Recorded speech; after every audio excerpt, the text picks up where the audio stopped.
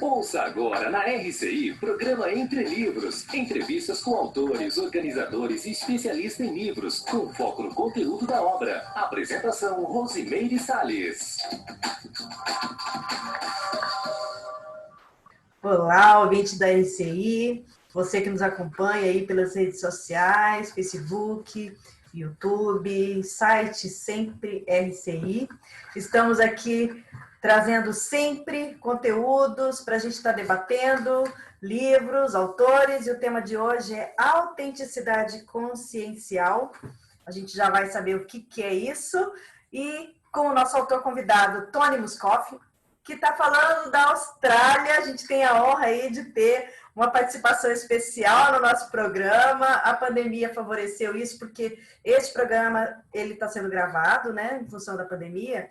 Então, não vai ser possível essa interlocução, né? Vocês enviarem questionamentos, mas se você tiver interesse ou curiosidade, quiser conversar um pouco com o autor, você pode entrar no Facebook, Rádio RCI Iguaçu, e a gente vai estar encaminhando e trocando aí algumas outras informações.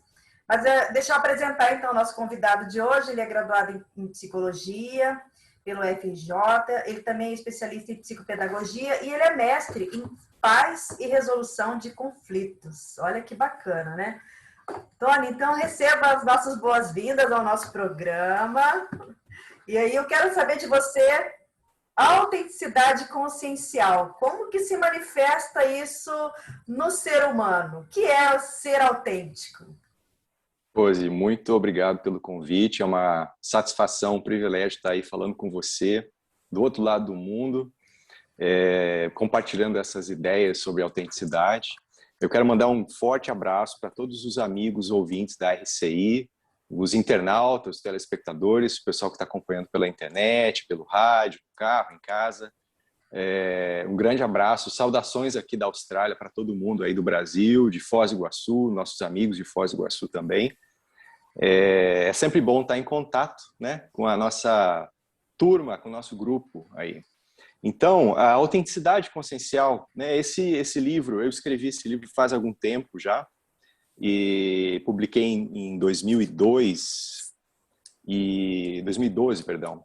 E a autenticidade consciencial, ela nada mais é, Rose, do que a capacidade, a possibilidade de você se manifestar no seu, digamos, ego, na sua personalidade mais próxima possível do curso intermissivo. Isso é autenticidade consciencial, ou seja, quem realmente nós somos antes de nós nascermos. Quando nós nascemos e temos esse corpo, nessa vida humana aqui, nós entramos numa espécie de um funil, um afunilamento, para que os telespectadores entendam, há um restringimento. Então, nós temos um corpo, uma genética, um meio, uma família, que é uma pequena parcela do que a nossa consciência, a nossa alma, a nossa essência realmente é. Então, a autenticidade, o que significa autenticidade? Significa a gente resgatar, recuperar a lucidez, os atributos, as memórias, os traços, todos os nossos potenciais que nós temos guardados dentro dessa nossa consciência e colocar isso aqui nessa vida humana.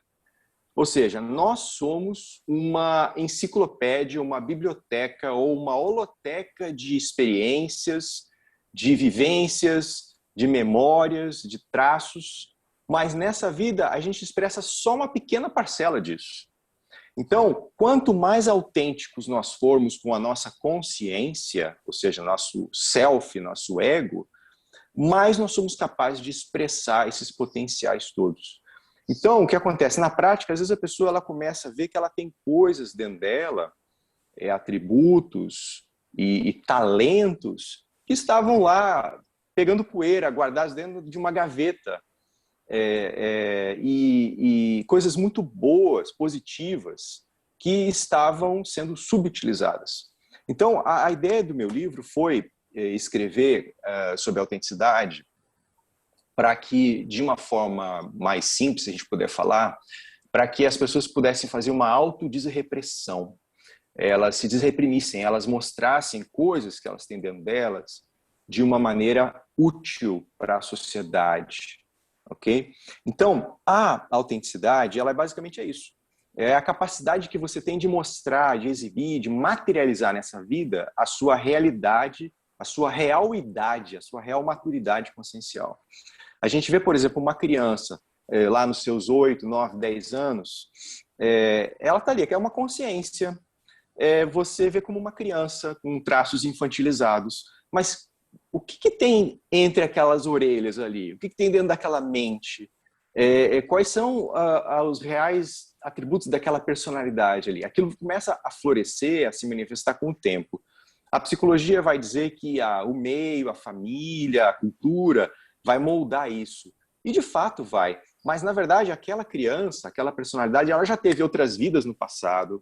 Ela já possivelmente, ou provavelmente, muitos estudaram em cursos antes de nascer, fizeram preparações super avançadas e chegam nessa vida, por exemplo, uma criança, com várias ideias inovadoras, com coisas de ponta, que muitas vezes aquilo vai dar um choque com a escola, com os pais. Então, essa criança, por exemplo, esse caso que a gente está para ilustrar, a autenticidade entra justamente aí. É a gente criar um ecossistema, um ambiente domiciliar, escolar, social, para que aquela personalidade ela consiga expressar a sua programação de vida, a sua proexis, como a gente fala em conscienciologia, entende? Então, fazer com que ela seja autêntica, ou seja, fiel, honre e seja fidedigna ao curso intermissivo que ela fez no passado e os traços que ela vem trazer aqui. Tá? Então, essa seria uma definição da autenticidade. Mas no meu livro eu não fico limitado apenas a essa condição do curso intermissivo ou daquilo que a gente tem que trazer para manifestar e executar nossa programação de vida. Eu também analiso outros tipos de autenticidade. Por exemplo, essa autenticidade que eu acabei de falar, ela é a intra-autenticidade, que é a autenticidade que a gente tem com a gente mesmo, entendeu? O nosso nível de auto-sinceridade. Quando você se olha no espelho e você fala, olha, vou ter uma conversa com você hoje aqui, viu? Vamos abrir o jogo aqui, olha, você tá assim, assim, assado. Então, essa é a relação da consciência com ela mesma. Então, como a gente consegue fazer isso com, digamos, despojamento, com sinceridade, com abertismo, sem esconder para debaixo do nosso próprio tapete coisas que a gente precisa mudar, que a gente precisa evoluir ou superar, entendeu? Ou enfrentar medos, inseguranças, etc. Então, essa é a intra-autenticidade. Agora, tem a inter, ou seja, na relação. Então, por exemplo, num casal, agora em épocas de lockdown, que está todo mundo em casa, né? O casal tem que conviver mais tempo, um olhando para o outro. As horas de convivência tete a tete, face to face, aumentaram. Né? Aumentou o número de divórcios, aumentou o número de crianças nascendo também. Estou sabendo. São as estatísticas. Então, essas relações com os outros, a gente pode também medir a nossa autenticidade na maneira como a gente se relaciona com as outras pessoas. Então, a dupla evolutiva, o casal, os namorados, as pessoas que vivem juntas, a família, as relações que a gente tem, por exemplo, no nosso ambiente de trabalho, né? A gente pode avaliar o quanto a gente é honesto, íntegro e autêntico nessas relações. Agora, uma coisa que eu deixo bem claro no meu livro é que ser autêntico não é algo necessariamente bom. Muitas pessoas usam a autenticidade como uma desculpa para serem deselegantes ou para serem mal educadas, para serem ofensivas com as outras pessoas. Então, veja bem, o mais importante é a cosmoética, é a autenticidade cosmoética. Quer dizer, você realmente ser sincero, aberto, franco com as outras pessoas, mas usar esse contexto de uma forma assistencial e não para você fazer um estupro evolutivo ou você magoar as pessoas usando isso como digamos, um subterfúgio, né? Então, essa seria uma segunda forma de autenticidade. Tem uma terceira. Você já trouxe tanta informação que eu já estou com várias perguntas na ponta da língua aqui. Mas fala então, vamos lá, qual é a terceira? Não, vamos fala às a terceira. perguntas.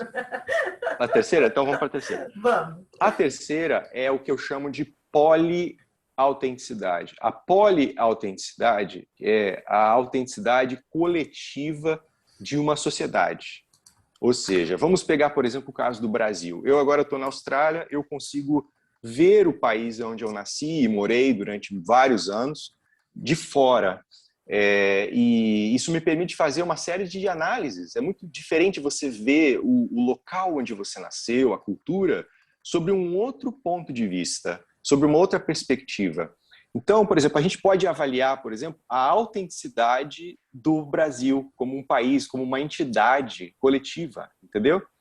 Uma das coisas que eu posso dizer e reafirmar, isso não é novidade nenhuma, mas eu confirmo isso, eu posso dizer, é que o jeitinho brasileiro talvez seja um dos principais traços de inautenticidade do Brasil. Ou seja, a gente cria historinhas, contos da carochinha, a gente faz concertos do nosso carro com chiclete, ou seja, a gente arruma coisas simples, simplórias, gambiarras para resolver e tocar nossa vida. Então, isso, no fundo, é uma grande falta de autenticidade. Isso leva à corrupção, isso leva a todos os problemas políticos, sociais que a gente tem por aí. Então, veja bem, quando você empurra um tratamento precoce que é cientificamente provado que não funciona para a Covid, isso é um jeitinho. Isso é um discurso político que serve para dar um jeitinho no problema. E como o brasileiro é o Brasil é um povo que é o povo do jeitinho, aquilo acaba sendo absorvido, entendeu?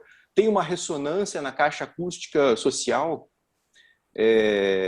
entendeu? Da Ibope, realimenta políticas de corrupção, mas no fundo o que a gente vê é isso. O Brasil está chegando oficialmente ao número de 500 mil mortos, fora os que não foram notificados. Dizem aí os especialistas que já passaram de 600, 700 mil mortos dentro dessa epidemia, entendeu? Então, eu estou pegando um exemplo do ponto de vista de autenticidade, ou de falta, no caso, de autenticidade poli ou coletiva. Eu penso que esse contexto de crise sanitária e, ao mesmo tempo, política, econômica, muita gente está perdendo emprego, e social, ela vai levar a uma revolução social. Ou seja, está na hora de nós, brasileiros, começarmos a rever esse problema de autenticidade que nós temos conosco mesmos. Chega de fazer jeitinho, isso não funciona. Essas soluções gambiarrísticas, elas não estão resolvendo mais o nosso problema. É do individual para o coletivo, né? É do individual para o coletivo. Exatamente. Né? Quando Agora... eu falo, não, hoje eu não vou usar máscara, hoje eu não vou pegar Covid, porque alguma coisa aconteceu comigo de manhã que eu acho que eu não vou pegar. Isso é o jeitinho. É um problema de falta de intra-autenticidade, ou seja, em outras palavras, é uma autocorrupção. Então, veja bem, o que a gente tem politicamente ou coletivamente, na verdade, é um reflexo de uma cultura brasileira. E isso pode ser visto de uma forma, um formato teórico que eu apresento no livro, né? Esse livro, ele tem, na verdade, ele é um pouco complexo na hora que você começa a abordar, mas se você entende o que eu fiz na obra, ele acaba sendo um instrumento para o leitor, ele melhorar a maneira dele organizar os pensamentos dele. Então, isso ajuda a gente a fazer essas análises, não só do ponto de vista coletivo, social, global, mas intraconsciencial também. Né? Mas deixa eu parar de falar, porque você deve ter as perguntas aí. Você engrenou! Mas, Tony, olha, assim, você trouxe muita informação, né? Muita coisa que dá para a gente debater aí. nessa abordagem que você traz inicial, mais ampla, digamos, mais em termos conscienciais, no sentido do resgate da consciência além do corpo físico, né? Você trazer essa realidade aqui para o intrafísico. O conceito de autenticidade, ele também está presente na psicologia, né? Essa abordagem mais intrafísica da autenticidade, até que ponto ela conversa ou qual é o limitador aí? É a questão da multidimensionalidade, mas o que tem assim, que a gente pode entender que dá para extrair do que já existe em termos intrafísicos? Vou te dar um exemplo, tá?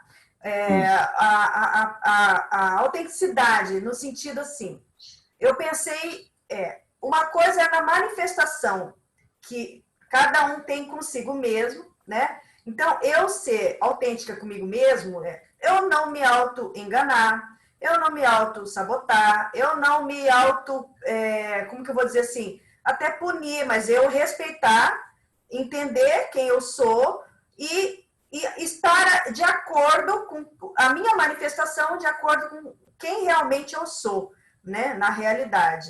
Isso é uma coisa. Outra coisa é como eu expresso isso para o outro. Então, por exemplo, vou falar um exemplo pessoal, tá, Tony? Eu nunca tinha me tocado sobre isso até um dia que me falaram assim, você é muito autêntica. Eu falava assim, como assim eu sou autêntica? Não, tá no seu rosto. Se você tá bravo, você tá bravo. Se você tá feliz, você tá feliz. A sua expressão facial, ela mostra o que você tá pensando. Então, isso é autenticidade. Eu nunca tinha parado para pensar, né? E assim, eu não achava que eu era tão transparente para os outros, né? Entendeu?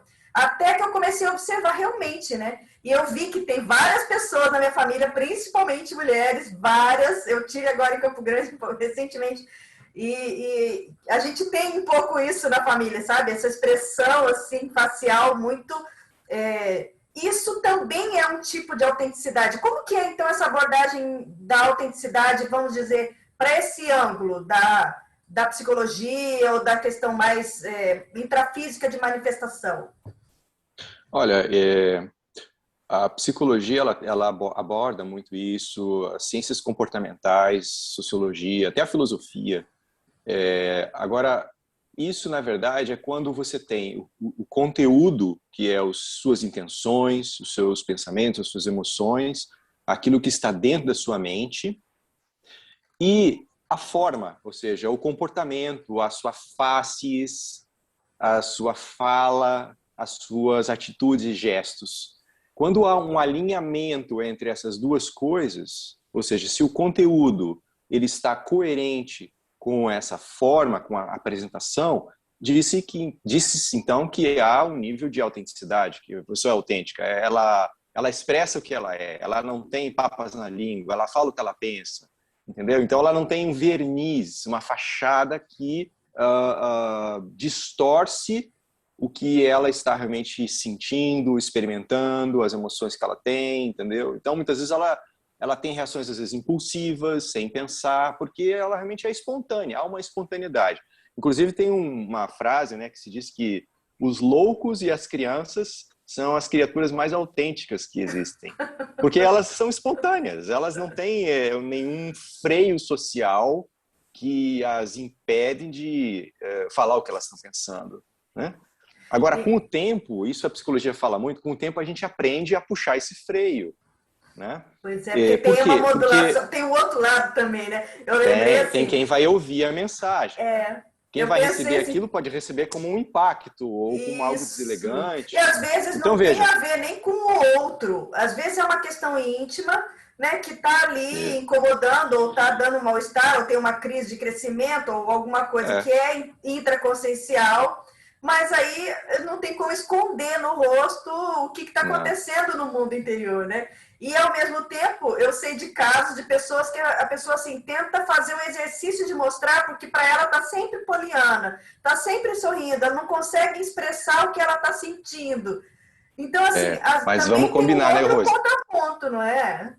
ela segura tudo, mas se você olhar o nível de gastrite que ela vai ter, entendeu? Entendi. Uhum. Entendeu? Então, veja, Sim. aquilo acaba explodindo em alguma outra coisa.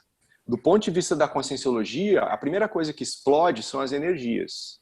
Então, você vê aquela pessoa que é linda, tem uma etiqueta social maravilhosa, mas as energias são fedorentas, as energias são tóxicas, você não consegue ficar perto. Quem sente um pouco energia entende o que é autenticidade, entendeu? Então, o parapsiquismo, ele acaba com isso.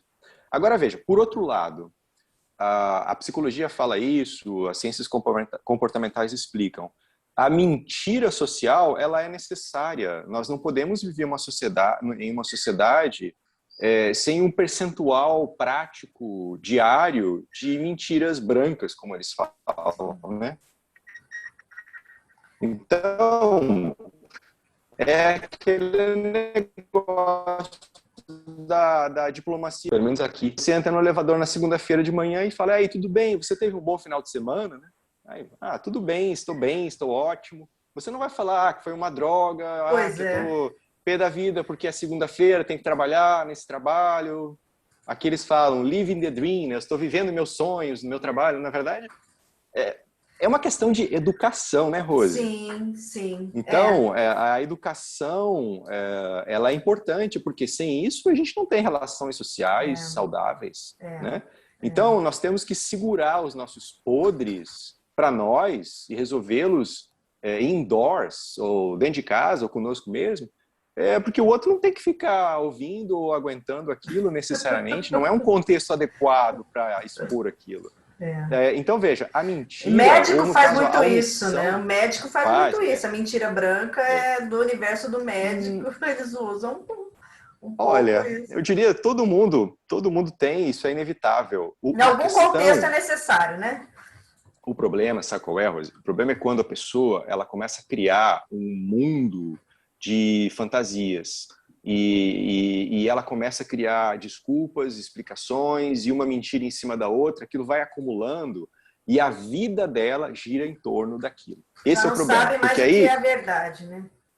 isso. E o que acontece? Às vezes a pessoa viveu alguma coisa, tem uma coisa dentro dela, que aquilo está engasgado, está mal resolvido, ela quer falar, ela quer expor aquilo, e ela não fala, não abre o jogo para ninguém, então ela fica criando mentiras e desculpas e tá. Aquilo começa a criar um problema intraconsciencial e até pode evoluir para um problema psiquiátrico, psicológico mais sério. Por quê? Porque os assediadores, as consciências extrafísicas que estão em volta dessa pessoa, elas sacam aquilo. Então, veja bem, a mentira é uma coisa que só funciona nessa nossa dimensão humana aqui. Extrafisicamente falando, em outras dimensões, não existe, não tem como você esconder nada de ninguém. Então, nesse momento em que você vive uma mentira, você está vivendo uma historinha e está mantendo um verniz social para os outros e aquilo vai crescendo, isso chama a atenção dos assediadores. E aí você começa a ficar tipo aquela pessoa famosa que é perseguida pelos paparazzis, que tem, olha, eu tenho uma foto sua naquele dia que prova que você... Então, você vira refém disso. Então, eu vejo, por exemplo, quando eu Boa atuava como analogia. psicólogo, quando eu atuava como psicólogo no Brasil, eu via muitos casos assim, as pessoas vão ao psicólogo e elas começam a falar para o psicólogo a verdadeira versão da vida delas. Então, aquilo gerava um alívio terapêutico para elas, um processo catártico, né, de elas se expressarem. Mas quando elas saíam do consultório, do set terapêutico, elas voltavam para a vida delas e elas continuavam a viver aquele personagem. E aquilo gerava um conflito grave. Agora, veja, do ponto de vista extrafísico, o negócio está tudo assediado. Você via que a pessoa ela estava refém de uma série de assediadores. Então, muitos começavam a desenvolver até paranoia, porque elas achavam que os outros sabiam ou não sabiam. Muitas pessoas até acabavam sacando, mas o problema não são os outros, o problema é ela com ela mesma. Aquilo começa a consumir uma energia tremenda que a vida dela vira e gira em torno de manter uma imagem errada. E se ela renunciar a isso daí, muitas vezes ela vai, sabe, puxa, Eu, ela vai ter eu um tô, alívio. tô lendo um Acabou. livro agora que é sobre crianças gênios, a formação, né?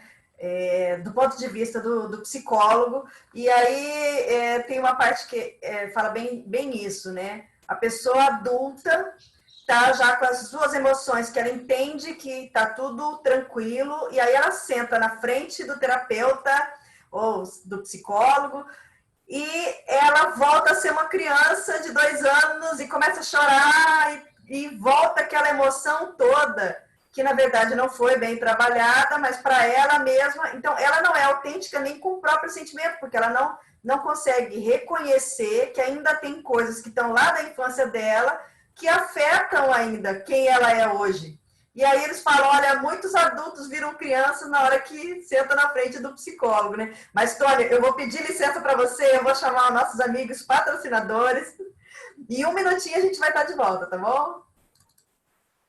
Programa Entre Livros. Apresentação, Rosimeire Salles. Voltamos a apresentar Programa Entre Livros. Apresentação, Rosimeire Salles. Estamos aqui com o Tony Muscoff falando sobre autenticidade consciencial, que é o título da obra dele. E, Tony, eu quero retomar aí uma pauta que você falou no primeiro bloco, que foi em relação aos casais na Covid. Queria que você aprofundasse um pouco aí como que é essa questão da autenticidade do casal, porque até que ponto você esconder do outro algumas coisas, isso é falta de autenticidade, ou às vezes até é respeito, tem coisas do passado que não vale a pena você falar, ou tudo deve ser falado. Como que você vê a autenticidade aí em termos nos relacionamentos? Olha, Rose, depende muito do relacionamento, da maturidade média do casal. Eu diria que, em geral, o planeta Terra nosso é planeta hospital ainda, né? A gente está tentando transformar ele numa escola.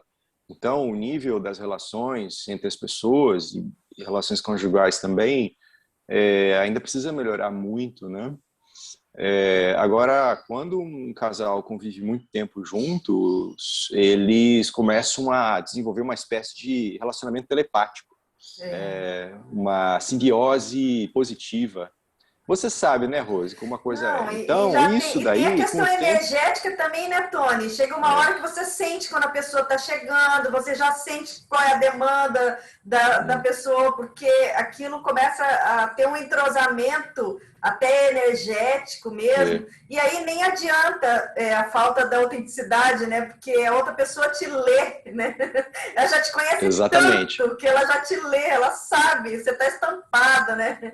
O que está acontecendo dentro de você, né? Agora veja, isso aí, a energia fala mais alto, né? Porque o que acontece? A relação afetiva, a relação sexual, a vida a dois, ela é energética, basicamente tudo gira em torno da energia. Então, isso fica mais claro do ponto de vista energético. Agora, se o casal ainda está naquele jogo de eu vou esconder do jeito que eu puder, e o outro, eu vou tentar descobrir do jeito que eu puder, sabe? Essa relação está muito inicial ainda. Por quê? Porque ela é baseada numa desconfiança. Ela não é baseada numa confiança mútua. Então, o casal ele precisa passar por crises positivas, de diálogo, de conversa, de entendimento, e isso tem que ser cada vez mais dinâmico. Não existem casais perfeitos. A diferença entre as consciências, ela é natural e ela é, digamos, até rica para o relacionamento. Duas personalidades diferentes vivendo juntas, né? A gente vai Então, amadurecendo, o casal também amadurece, né? lógico, lógico. Então, veja, o diálogo é muito importante. Agora, saber fazer o diálogo no dia certo, na hora certa, respeitando o momento da outra pessoa para abordar certos assuntos, a forma como coloca certos assuntos. Então, com o tempo, o casal vai ficando craque nisso. Eles vão aprender a dialogar, eles vão aprender a negociar, eles vão aprender a sentar na mesa e tomar decisões conjuntas, eles vão aprender a lavar as roupas sujas, e com o tempo eles vão ficando craque nisso. Essa é a ideia, e isso é o amadurecimento do casal. Agora, se fica naquele negócio do jogo, de eu vou esconder para debaixo do tapete, o outro, e aquilo monopoliza, digamos, os devaneios que se tem durante o momento do pré-sono no travesseiro, na cama, sabe o que eu estou falando? Sim. Você deita a sua cabeça na cama, no travesseiro, e fica com aquele negócio, uma pessoa, o casal, o homem pensa uma coisa, o outro pensa outra. E aquilo fica ali, aquele holopensene, ou seja, aquela egrégora, aquele negócio. Não, isso não está correto. Então, faltou diálogo, precisa haver mais diálogo. A lavação de roupa suja é importante, precisa saber lavar, passar, pendurar, guardar de novo, né, no armário. Então, todo ciclo de lidar com as crises conjugais. E não só isso, não é só o diálogo, mas a desinibição também, né? A pessoa aprender a se desinibir, falar o que ela gosta, o que ela não gosta, expressar os sentimentos dela, ou as intenções, ou as vontades, os desejos. Então, a combinação do diálogo com a desinibição levam ao amadurecimento do casal. Agora, o que a gente vê, infelizmente, é que isso que eu estou falando é muito mais, digamos, sofisticado, são casais que estão no nível de relacionamento mais avançado. Mas na prática, o que eu vejo, por exemplo, até aqui na Austrália mesmo, que eu trabalho com atendimento à criança, violência doméstica. E nós passamos por um período aqui de algumas semanas e ano passado, na região onde eu moro, de lockdown, o índice de violência doméstica aumentou muito. No Brasil também aumentou. Eu sei, estou sabendo. Então, as pessoas elas precisam conviver mais juntas sobre o mesmo teto, e aí as crises de violência aparecem mais. A violência doméstica aparece mais. Então, isso mostra como... Isso também é digamos, um teste de autenticidade, porque mostra como as relações são na prática, né? Quando você tem uma válvula de escape, que o cara vai pro bar, beber, jogar e tal, entendeu? Vai fazer as coisas... Jogar futebol. Outras coisas também. Então, entendeu? Essa válvula de escape, ela, digamos assim, varre a sujeira para debaixo desse esgoto, né? Você dá a descarga, vai para o esgoto. Sim. Agora, quando não tem essa escotilha, a coisa explode dentro do ambiente domiciliar, entendeu? Literalmente. Então, a gente vê, infelizmente, muitas pessoas com isso. Agora, por outro lado, por exemplo, é isso que eu estava falando do jeitinho. Isso daqui, esse aumento de casos de violência doméstica, ele deflagrou aqui na Austrália um debate político, cultural, na televisão. Todo dia você vê a questão desse assunto aparecendo nos jornais, entendeu? Então, isso começou a movimentar as pessoas em torno disso, entendeu? Então, não se fez o jeitinho, eles estão tentando ver agora leis, cold cases, que eles falam, que são situações em que ficaram mal resolvidas e agora estão voltando para resolver. Então, há um enfrentamento disso. Não se varre para debaixo do tapete e espera-se a próxima crise ou polêmica aparecer. Então, isso também é o processo da autenticidade, só que do ponto de vista mais geral, né? E aí você falou da questão do jeitinho. A gente até trouxe aqui um colega nosso, o Regson Alves, ele escreveu um livro sobre o jeitinho brasileiro, mas aí a abordagem, tem a abordagem da cosmoética, a abordagem na linguística mesmo, né? Isso está presente. E você estava trazendo a questão do jeitinho brasileiro com relação à Covid. Você pode falar um pouquinho mais sobre isso, no sentido assim, de como que a autenticidade se situa aí nesse contexto? Olha, Rose, a Austrália não é um país perfeito. Aqui nós temos problemas também. A maneira de enfrentamento da Covid aqui, ela tem sido muito diferente daí. Não tem como comparar. São dois países completamente diferentes. O índice de morte por exemplo, aí é baixíssimo. Olha, só para ter uma ideia, aqui a Austrália tem 25,7 milhões de habitantes. O Brasil tem mais de 200 milhões de habitantes. Então, começa por aí. O Brasil é um país continental. Exatamente. Agora, o que acontece? Aqui nós tivemos até agora 910 óbitos por Covid, No país pela inteiro. epidemia. Então, veja bem, morreu na Austrália menos gente do que em Foz do Iguaçu. Então, Só Tony, aí mas, você começa a ver. a causa, o que é assim, o diferencial, né, nesses números? Eu vou contar para você. O que o australiano faz que o brasileiro não faz? Respeitam. Eles entendem que Seguem a coisa as é leis, séria. as regras, é isso, por aí. Há uma combinação entre a parte pública e privada, a parte pública ou governamental e pessoal. Então, as pessoas elas têm um nível de consciência maior em relação aos riscos disso. Eu diria que, na média, sim. Muitas pessoas não têm nem consciência do que está acontecendo aqui. Elas não têm noção. Então, eu vou contar só um caso para você entender. Eu morava numa capital aqui, eu me mudei para uma cidade menor agora. Eu morava numa capital que tinha um tamanho mais ou menos de Belo Horizonte, para você ter uma ideia. A cidade chama Brisbane, a capital de Queensland. Aqui, as pessoas que chegam, elas ficam numa quarentena num hotel. Então, elas chegam de avião, que diferença o governo do coloca Brasil. elas num hotel. Porque elas estão no risco. Então, isso era feito, essa coisa. Hoje, as fronteiras estão todas fechadas. Então, não tem esses voos, você só sai e entra em situações muito específicas, né? Então, veja bem, uma faxineira desse hotel, fazendo a limpeza, a parte sanitária e tal, pegou Covid. Entendeu? E ela voltou para sua casa, enfim, ela não mora no hotel de quarentena. Uma pessoa numa cidade do tamanho de Belo Horizonte pegou Covid, fez o teste. O que a premier do estado, ou a governadora do estado fez? Fez um lockdown de uma semana. Por quê? Porque uma pessoa pegou Covid.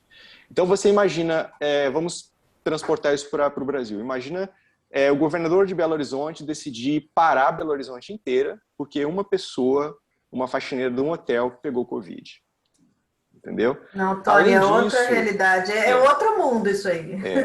Além disso, o governo fez campanha, incentivou durante essa semana milhares, literalmente, de testes de Covid para identificar e fazer um rastreamento. Então, aqui você usa o QR Code, você vai no restaurante, você coloca lá o celular e registra o seu nome, onde é que você foi, para fazer o rastreamento. Acho que no Brasil também deve ter algo assim, parecido, não sei. Então, essas equipes começaram a estudar quais são os lugares que essa pessoa foi para fazer o rastreamento, para testar as pessoas que foram nos lugares onde essa faxineira visitou. Entendeu? Então, depois dessa semana e de milhares de testes, e a uso obrigatório de máscaras em transporte público, álcool gel, distanciamento social, etc., etc., tudo que a ciência preconiza para fazer o freio, a prevenção disso. Depois de uma semana, decidiram reabrir, no caso, acabar com o lockdown. Então, veja, qual é a diferença que eu vejo? A diferença é que a ação ela é rápida e ela é mais assim pontual, ela é dolorosa. Muitos empresários estão muito revoltados, ou ficaram muito revoltados com isso. Nós temos outro estado agora, nesse momento, que está saindo de um outro lockdown, né? Então, esses empresários estão muito bravos com isso. O governo tem ajudado financeiramente esses empregados, empresas que estão passando situações financeiras muito críticas, né? Ajuda financeira. Então, é um país muito mais rico do ponto de vista de distribuição de recursos. Apesar de que a Austrália é muito menos rica que o Brasil, do ponto de vista de recursos. O Brasil ele é muito rico, é um dos países mais ricos do mundo, mas é um dos países mais mal administrados do mundo. Eu diria que administrado não seria nenhuma palavra, talvez. É um país não administrado, né? Então, veja, isso é só um exemplo para você ter uma ideia. Agora, veja, tem pessoas que não respeitam. Teve um casal que estava num estado, pegou o carro e saiu, furou o lockdown, foi para outro estado e espalhou a Covid em outro estado. Só que aqui você tem situações, são muito poucos os números de casos, entendeu? Então, às vezes você vê, tem a estatística, hoje nós tivemos 2 casos, aí todo mundo fica, 2 casos. A quantidade é muito pequena porque freia-se a epidemia muito antes. O vírus ele não é uma coisa mágica, ele é uma coisa que só vai se transportar se tiver contato. Então, se você previne o contato, ou freia a possibilidade de contato e testa massivamente, você segura a epidemia. Então, veja bem, as pessoas elas respeitam, elas têm esse entendimento, mas eu vou te falar uma coisa. Aqui, por outro lado, tem uma coisa muito esquisita. As pessoas, elas não... muitos colegas meus do meu trabalho, por exemplo, eles estão com o pé atrás para tomar a vacina.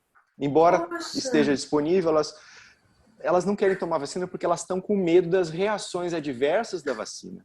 Sim. Eu tomei já a minha segunda dose há 2 dias atrás, todo mundo me pergunta, e aí, Tony, você está bem? Você sentiu alguma coisa? Eu falo, olha, a única reação adversa que eu tive foi de uma extrema sensação de felicidade e bem-estar. Porque agora eu sinto que eu estou imunizado.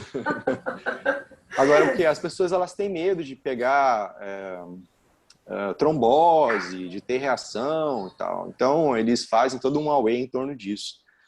Porque a Covid não se espalhou aqui ainda, felizmente, a gente não sabe o que vai acontecer no dia de amanhã, né? Como em outros países, na Índia, no Brasil, até mesmo na Europa, né? Nos Estados Unidos. Eu acho que existe um respeito à legislação, existe um respeito à questão do poder público.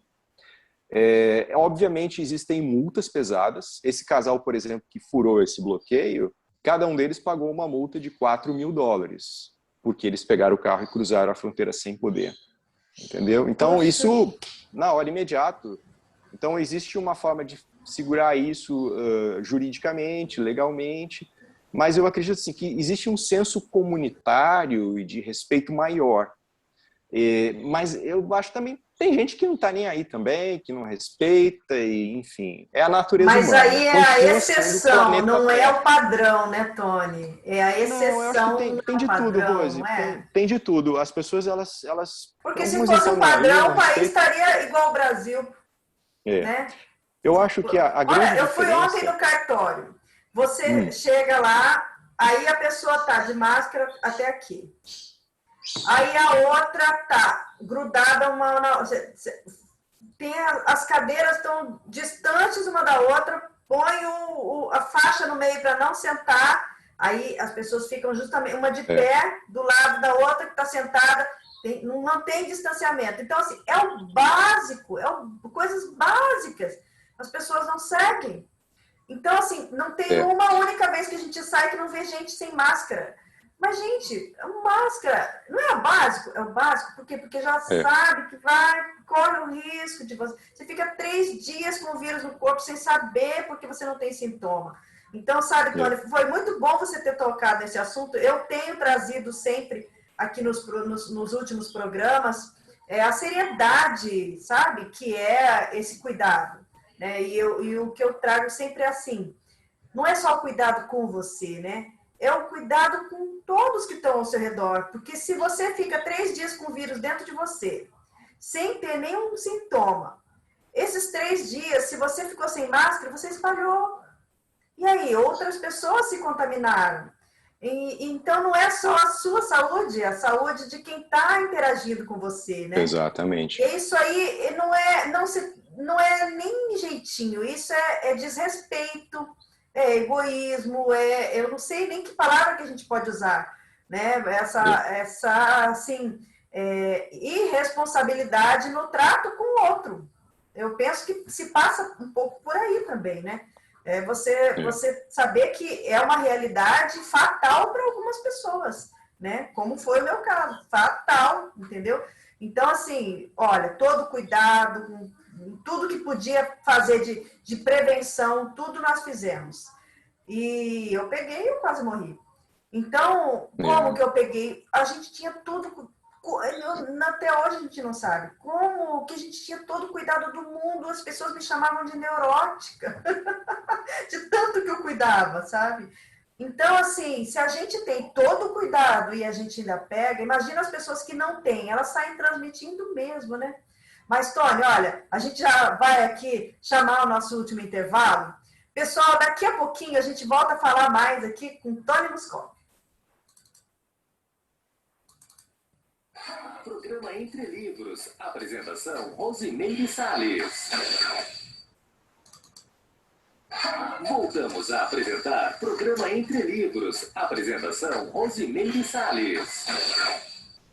Autenticidade consciencial é o título da obra que nós estamos conversando hoje aqui no programa Entre Livros. Tony Muscoff está falando com a gente lá da Austrália e ele estava justamente trazendo a realidade, né, atual do Covid e a questão da autenticidade nesse contexto, né? Agora, Tony, a autenticidade a gente está tratando aqui, estamos falando da abordagem intrafísica, não é isso? Mas a nível multidimensional, a nível da interação com as consciências, essa autenticidade ela é até mais necessária, porque a gente até pode esconder da gente mesmo quem a gente pode até esconder do outro, achando que está escondendo alguma coisa, mas perante a multidimensionalidade, a gente não tem como não ser autêntico, né? Fala um pouquinho sobre esse contexto. Sabe, Rose, algumas pessoas, quando conversam com a gente sobre amparadores, né? Elas falam, puxa, eu acho que eu não tenho amparador, porque dá tudo errado na minha vida. Eu não tenho anjo da guarda, ou meu anjo da guarda ele não está lá muito pro meu lado. Então, eu diria assim, isso tem tudo a ver com a autenticidade, porque a gente nunca está sozinho. Nós sempre estamos acompanhados do ponto de vista extrafísico. Nós temos as nossas companhias extrafísicas. E se a gente melhora o nosso nível de relacionamento com a gente mesmo, se nós temos um nível de auto-integridade com os nossos princípios éticos ou cosmoéticos, que seria o mais apropriado, em dia, eu acho que isso faz com que essas companhias extrafísicas elas melhorem. Então vamos entender o seguinte, quando um amparador ele tenta se aproximar da gente para ele poder dar ideias e sugestões, porque eles têm uma visão, digamos, uma perspectiva mais ampla sobre a nossa realidade, eles estão vendo coisas que a gente às vezes não consegue perceber, e eles querem ir lá falar alguma coisa para a gente, para nos ajudar. Se nós temos uma relação de não confiança ou de desconfiança conosco mesmos, isso vai se expressar na relação que nós temos com esses amparadores. Ou seja, se nós não somos pessoas de confiança conosco mesmos, cadê o amparador? Ele não vai grudar, ele não vai ficar ali. Nós não vamos atraí-los, entende? Então, eu vejo que é importante a gente tratar o amparador nosso como se fosse um grande amigo e cultivar essa amizade. Se você trai essa amizade, se você não é consistente com essa amizade ela enfraquece, né? Então, esse diálogo que nós temos com os amparadores, ou seja, quando nós estamos pensando sozinhos no nosso canto, sobre decisões críticas sobre a nossa vida, é importante que a gente seja autêntico nesse momento, mas também nos outros momentos haja uma coerência, porque senão essa relação de confiança com os amparadores ela vai se enfraquecer. E aí entram outras personalidades extrafísicas mais patológicas, mais nocivas, que vão apontar o dedo para a gente e falar, você não está sendo autêntico, você está sendo contraditório com o que você está dizendo e fazendo, né? Então, é uma questão de respeito. A autenticidade ela tem muito a ver com o respeito que nós temos conosco mesmos, com os nossos valores, mas também com as outras pessoas. Quando a gente mostra uma cara e depois outra, ou dá um sorriso com a faca nas costas, escondido, né? Que é aquele negócio, a imagem, essas metáforas, elas ajudam muito a gente a entender.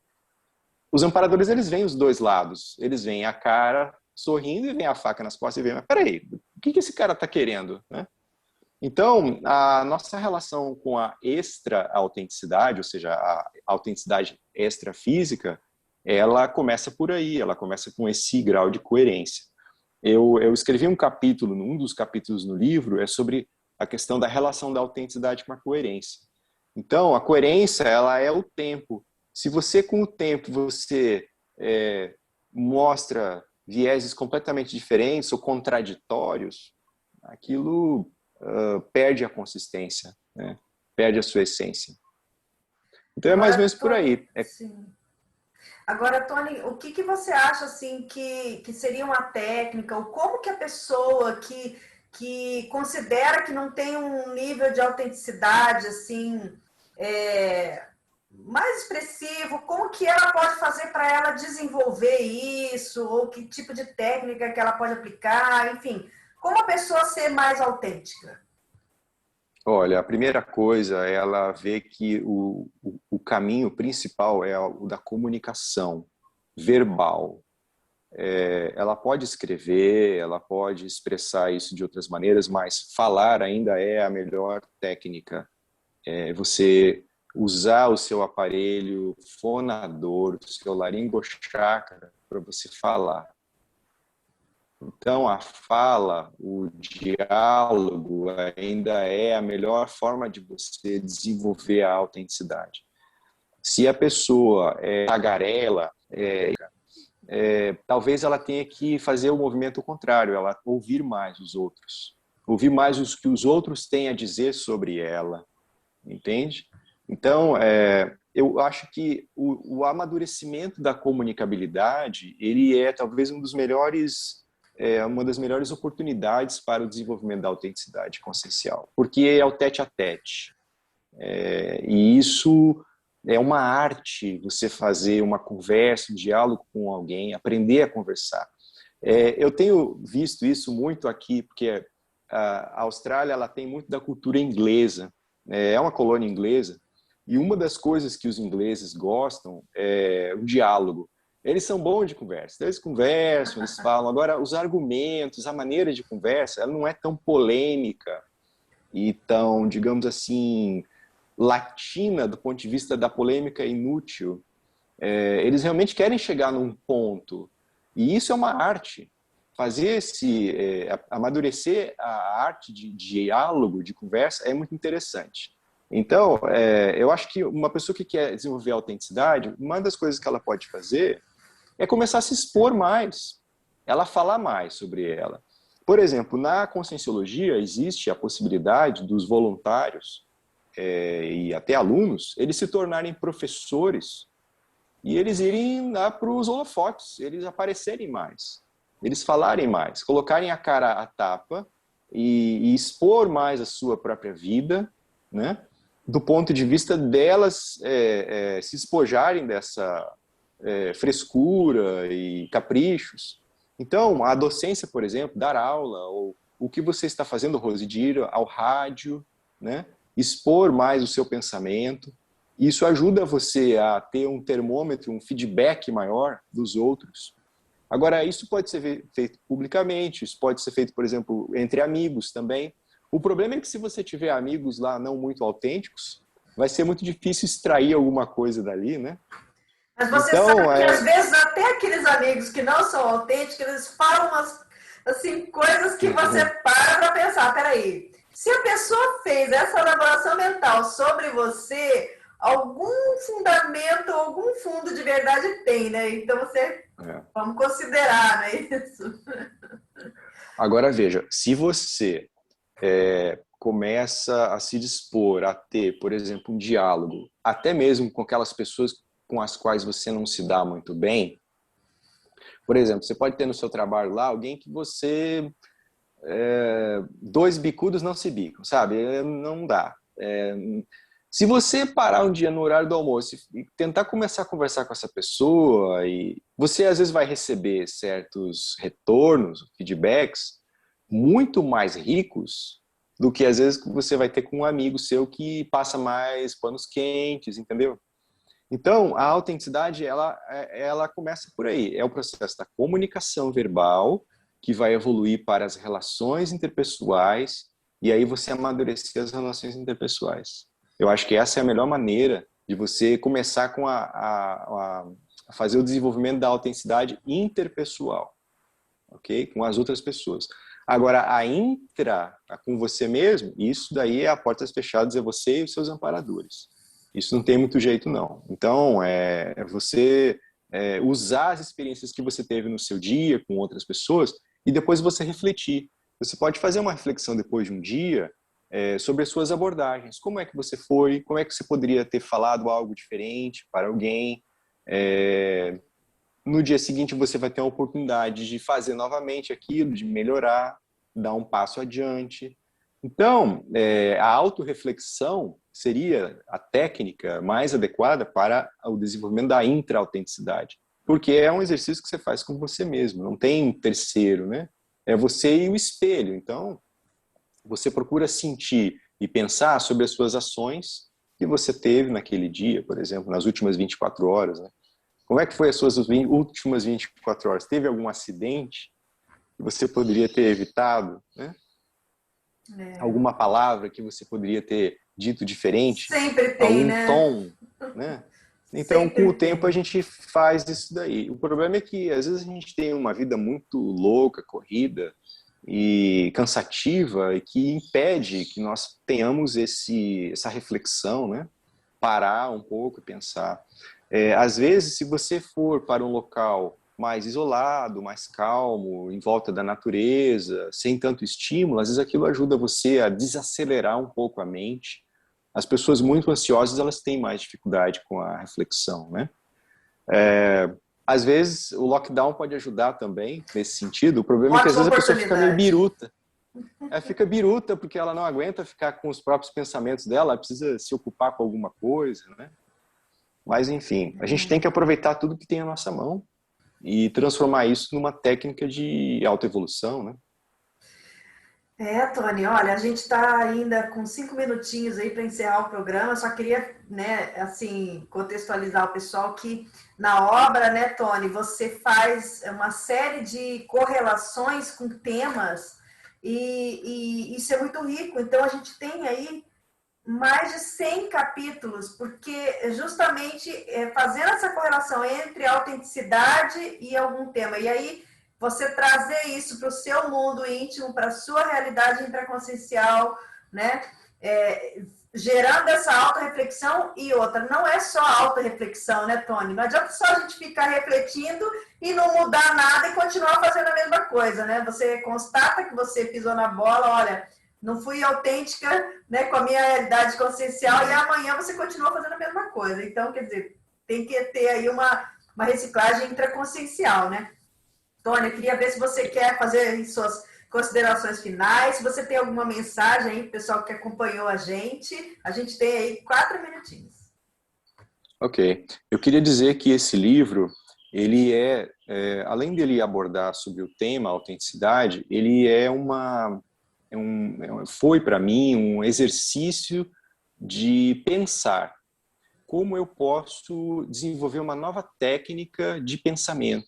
Então, é o que você acabou de falar, que é a associação de ideias.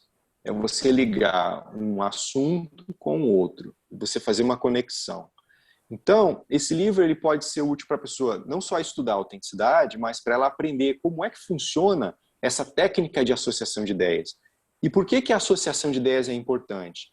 Porque às vezes a gente fica parado, stuck, como a gente fala aqui, a gente fica travado em algum problema, mas a gente não vê que, às vezes, uma outra coisa que está aqui, a gente pode ligar e achar uma solução. Então, a associação de ideias ela ajuda na flexibilidade do pensamento. Eu vou começar a pensar as coisas de uma maneira mais inovadora, mais criativa. Então, quando eu pego a autenticidade e relaciono com várias coisas, eu começo a descobrir coisas novas sobre a própria autenticidade. Então, se você entender como fazer isso, você pode fazer isso com qualquer assunto, com qualquer problema, com qualquer coisa que você tem da sua vida, né? Então, esse livro ele tem nas entrelinhas essa, digamos, tecnologia de como você pode fazer o autodesassédio de certos assuntos que você está travado, parado, porque você começa a ver a relação daquele problema com outras coisas, ou seja, você começa a ventilar novas hipóteses para sair daquele rolo ou daquele problema que você se meteu. Então, essa é a mensagem que eu gostaria de dizer para vocês. Deem uma olhada no meu livro, mandem as críticas, as sugestões. Eu ficarei muito agradecido pelos feedbacks. Por favor, mandem feedbacks autênticos. Isso vai me ajudar a melhorar a minha escrita. E vamos em frente. Eu quero agradecer, Rose, mais uma vez pelo convite e mandar um grande abraço para todo mundo aí do Brasil. Tony, a gente é que tem que agradecer, né, a sua disponibilidade de estar aqui trocando com a gente. Hoje foi muito bacana porque a gente conseguiu trazer muito para a nossa realidade, né? Então, assim, uma das coisas desse programa, eu acho que é isso, é fazer com que o livro, né, esteja ao alcance de todos, no sentido das ideias, né, dessa troca de experiências, de informações. Então, a gente está sempre procurando fazer essas abordagens justamente para levar o conhecimento, as informações a todos, não é isso? Tony, olha, muitíssimo obrigada pela sua participação. Pessoal que está em casa, muitíssimo obrigada aí por estar aqui conosco. Então, todos os sábados estamos aqui esperando vocês. E sábado que vem tem mais programa Entre Livros. Até lá, pessoal! Você acabou de ouvir Programa Entre Livros, com Rosimeire Salles, aqui na RCI.